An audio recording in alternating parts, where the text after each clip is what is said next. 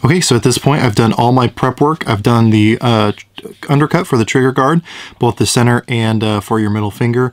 I've done the gas pedals up here on both sides, and now I'm going to go ahead and stipple. What I've done is I've taken a pencil and just kind of outlined where I want my stippling to follow the contour of.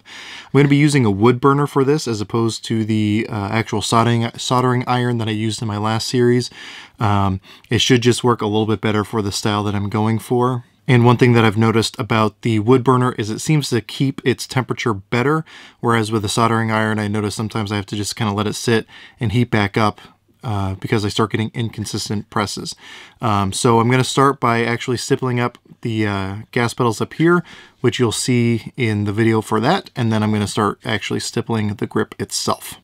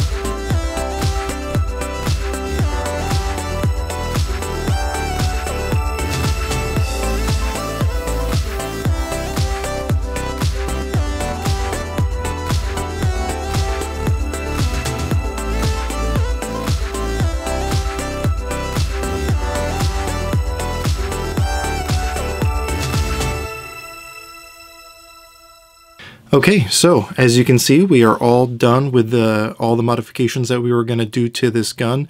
You know, we did everything from stippling it to undercutting it. I think that it came out pretty well myself. The texturing feels really, really nice in my opinion. I undercut the trigger guard there just to help out with that middle finger when you're shooting, and then I also undercut the trigger guard here in the center, as you can see as well.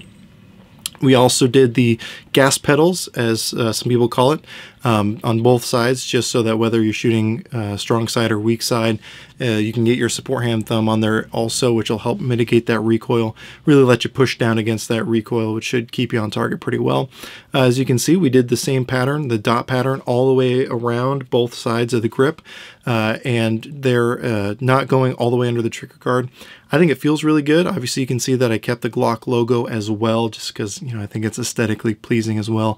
But overall, I think it came out really, really nice. You know, this is definitely something easy that you can do as well. You don't have to spend hundreds of dollars and wait months and months and months to have someone else do it for you. This is definitely something that if you're willing to, you can do it in-house, do it yourself. And I think it's kind of an empowering thing to do as well. Obviously, you know, it may be hard to build the confidence for this, but you can definitely practice on things like old Magpul P-Mags or A2 AR-15 grips. I have a local gun store that'll literally give away those A2 grips because no one wants them. So definitely practice on those, build your confidence, but, you know, this is definitely something that anyone can do with a little bit of extra time and some patience. This took me about 5 hours to do in total, but I think the end result is worth it. So again, obviously I'll have all the other parts of this video linked here at the end of the video, as well as down in the description. I did my best to include all the tools that I use, just so you can follow along and know exactly what parts I'm using throughout the whole series. So hopefully that made it easy for anyone wanting to try this themselves as well. If you have any questions, comments, concerns, definitely throw those in the comments section below. I'll try to get back to you as quick as I can.